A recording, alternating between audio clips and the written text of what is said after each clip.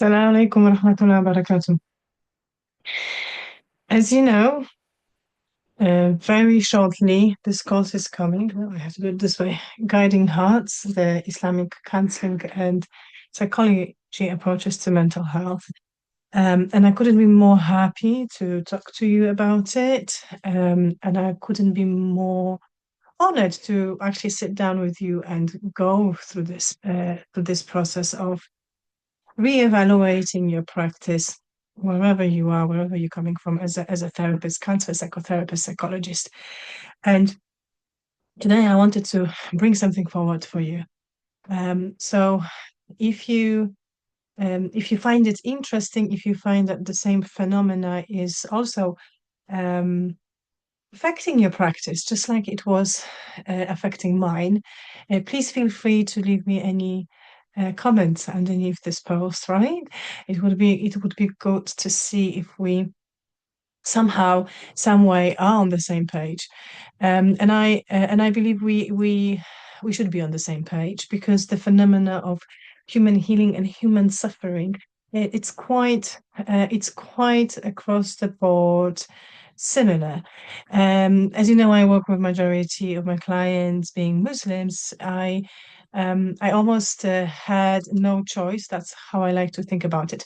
I almost had no choice but adjust my thinking and all my training to the needs, spiritual and religious needs, not only cultural, of my clients. And this is what I learned. So what I've learned is that mm, the symptoms of low mood, the symptoms of procrastinations, the symptoms of self-blame, the symptoms of self-reproaching thoughts, the symptoms of low energy of my clients, they're not necessarily all connected and encapsulated by a singular diagnosis of depression. So, no, it's not always depression. Sometimes it's not depression at all. Sometimes my clients they will come to me and they say, "Oh, I have anxiety, I have depression, I have trauma," and that's great that you have this self-diagnosis. But the longer I sit with my clients, and the longer we're trying to assess the roots of the problems, the etiology of this state of this that sometimes they deal with for many many weeks and months to come. Um, I've noticed a pattern. And I've taught myself, but I also learned from other Islamic therapists how to deal with it. So, so, so those clients of mine, they don't have to go to another therapist with the same self-diagnosis. Sometimes it's even clinical diagnosis. That is really serious to me.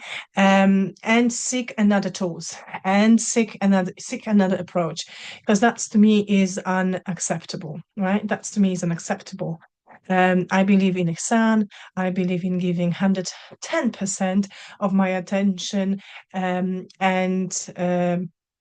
yeah, intentions in my work. And something wasn't clicking because they still stayed with their symptoms and they couldn't see beyond, and they truly believed in this diagnosis. They almost embedded this. It became them, not only excuse, but it just became part of their identity. And I'm not here to talk to you about depression. I'm actually here to talk to you about how is it that it might not be depression. So, uh, so, so I think I'm going to go through those symptoms, which can be recognized as a depression, but not necessarily be a depression, right? So I have those, I have so many clients, but I had those clients coming to me with very similar patterns. And pattern is something that we need to look at, or, once we're practicing therapies. And we are researchers as well. So they were very vulnerable, like seriously soft, seriously confused, seriously hopeless, and and that didn't match their personality. They didn't match the level of their achievements, career achievements, or relationship achievements. This vulnerability wasn't relational. This vulnerability was actually very, very personalized experience. And they felt that they're failing themselves. They're failing themselves. And obviously, if you work with, and I do, and I hope you do as well, but obviously, if you work with Muslim community or faith-based community, they also felt they're failing God. So that is serious, you know. That is not only being in supposed diagnosed depression that is personal, but also um, uh, being with all those two phenomena, your selfhood, your depression, meaning mental health illness, and God at the same time. That is not really happy or easy uh, uh, place on your personal development in your experience of personal growth. And it's something very significant was coming to my attention, meaning they how they've seen the emotional states, the agency, even the energy of the engagement in the therapy. And so the straight away thing, if you're a therapist, if you hear clients diagnosing themselves, I have depression, you're looking for sadness, hopelessness, apathy, feeling lack of purpose, meaning, feeling stuck, almost that victimhood, self narrative that causing them to withdraw from life, from lively activities, responsibilities, stops them from enjoyment of life. So in Islamic eschatology language, like detachment from dunya completely, and disengagement with themselves, and tapping into emotions, not emotions, but tapping into names of Allah subhanahu wa ta'ala, which are quite punitive. So that also creates a level of anxiety, fear, and hopelessness and helplessness. But when I was working with my clients, something really struck me. Um, I've noticed that those typical depressive symptoms, uh, they they not per se book example symptoms, because majority of my clients, they were searching for meaning. They were actively embracing an opportunity to find out why it is that they are in this and not in other situation, how it is that they allowed themselves to commit such a thing, which we would call sin. In Islamic psychology, we start talking about it as a mistake or as a being human. And how how is it that they couldn't stop themselves? They haven't seen differently, and how can they ever bounce back from it? So really, they were talking to me in front of my eyes. I have witnessed their self-dialogue and their willingness to invite me to this dialogue, a dialogue about their newfound definition of resilience, because they were proactively searching for ways to outgrow themselves. They were desperately hoping to find a better way of becoming resilient. To They were hoping to mature out of this mistake, this sin. So they were really talking to me a language of self-improvement, not a language of self-reproaching negative thoughts. They were asking me, sometimes quite boldly, but majority of time subconsciously, that that actually taught me how to be intuitive with what is in between the lines. of their trajectory. They were asking me how they can learn lessons, but also how they can see ayat signs, so they prevent themselves from not going back to the same situation ever again. And they haven't seen it. That was my job with them. That was my job for them. They haven't seen that this whole process, as difficult as it was, had so many benefits on their personal development level, but also at the level of their spiritual growth. Meaning they were disillusioning themselves from self-righteousness. And if you're working with Muslims or with faith-based communities, you will see this pattern that people do fall into self-righteousness. They tend to hold on to religion and think there's a black and white, there's no shades of grades. I have to be good Muslim, perfect Muslim, ideal Muslim. SubhanAllah, we even have books in our scholarship which are literally titled like this, Ideal Muslim. So they were disillusioning themselves in front of my eyes through the process of so-called depression from an illusion, from fantasy that they can be that ideal, that they can be that inflammable. They were getting in touch with their humanness, and that was so beautiful, so humbling to see them, their vulnerability, uh, embraced by them, their vulnerability owned by them, their vulnerability changing from the spectrum of hopelessness to active meaning searching. Um, I'm not going to talk to you about